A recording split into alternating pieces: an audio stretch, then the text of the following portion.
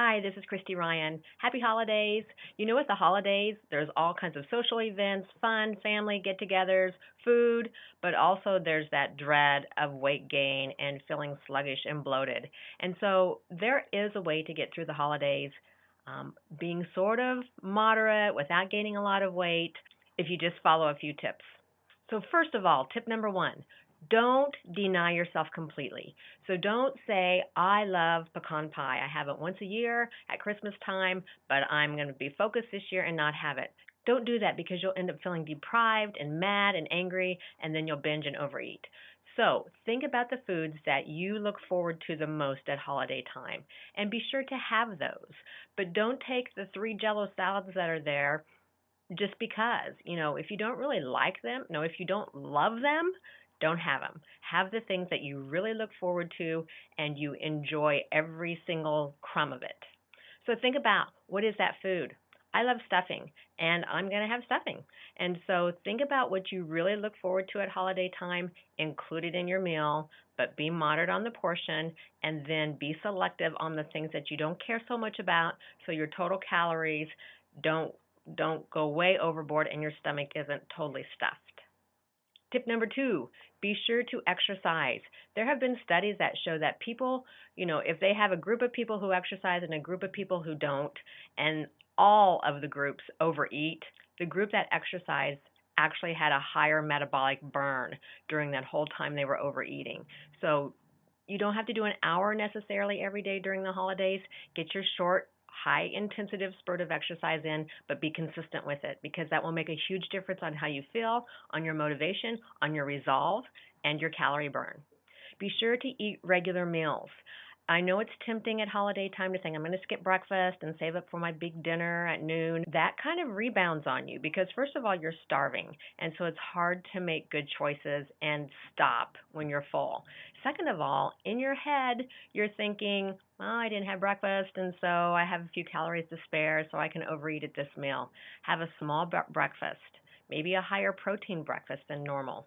Eat your dinner in moderation and know that you're going to eat in your evening meal. So don't try to have your whole day be one meal or one long graze. Make sure that you eat regularly in moderate amounts. Tip number four, avoid the temptations. Don't bring candy to work or make your favorite cookies, Christmas cookies, and bring them to work and have them setting right by your desk. Or don't go into the break room to socialize and stand right by the cookies knowing you're going to eat it. So try to stay away from those things. It will help you so much. If you're at a party, don't stand by the food table. Get your food on a little plate and get out of there and start socializing and don't just stand by the table. Tip number five, enjoy the holidays. The holidays are about family, being grateful, interacting, having fun. It doesn't always have to be food focused. So enjoy family and company and spend time on your Christmas cards, reach out to people, call people. It's not all about eating. So focus on the other things as well.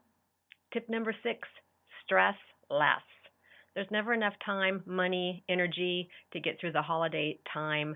It can be stressful if you have other bills to pay. It can be stressful just time-wise because there's all kinds of activities to deal with as well as your shopping and food preparation. Take some time to deep breathe. Sit down at night and write in a gratitude journal. Maybe sit back and watch a favorite TV show or read a book that you enjoy. Don't have it be all about the bustle. Stress less.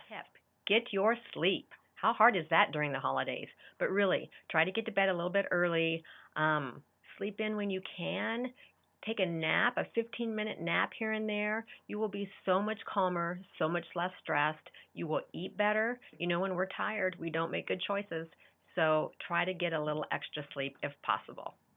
You can also cook low-fat foods. There are a lot of things like salad dressings, dips, different salads that can be naturally low fat. If you're baking, I wouldn't really suggest that you use a lot of low fat ingredients because things don't rise if you use low fat margarine. Just make it the regular way and eat less of it, but enjoy the little bit that you have. Take smaller portions. If you can fill your plate with half fruits and vegetables, a fourth of a starchy food, whether it's rolls or stuffing or potatoes, and a fourth with turkey, and eat small portions. You will get a little bit of what you really want without feeling miserable. Think small.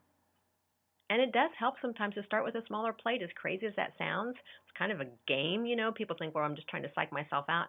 It works. If you have a plate full of food and it's a smaller plate, you will feel just as satisfied as if you have a huge plate clear full of food. It's a brain thing.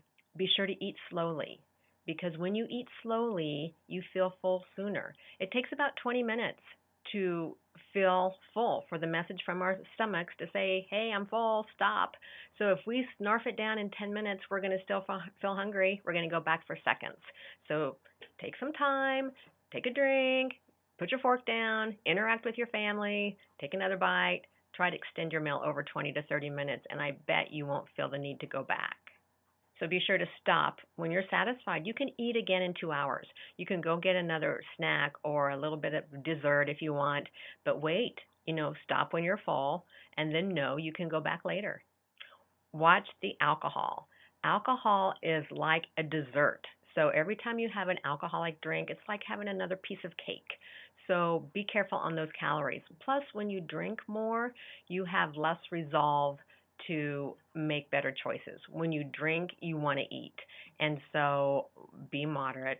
Have a drink and then go with a tonic water or diet soda or something like that. A lot of people mention that as long as they have one drink in their hand and make that one drink last all evening, nobody bothers them. But if you're walking around without a drink in your hand, people are going to feel like you need to go get a drink. So just be moderate. Carry your drink around, sip it. You don't need to guzzle. Extend it through the evening, as well as your little plate of hors d'oeuvres. And then last of all, don't strive for perfection. You don't have to be perfect. You don't have to eat perfectly. I've had people come in my office this week after Thanksgiving, and they overindulged, but they got right back on track. They were moderate. They ate better than they normally would have. They kept their exercise going, and they still lost weight. So you don't have to be perfect. Eat the food you want. Stay away from the things that you nibble on just absent-mindedly. Keep your exercise going, and most of all, be grateful for what you have. Happy holidays.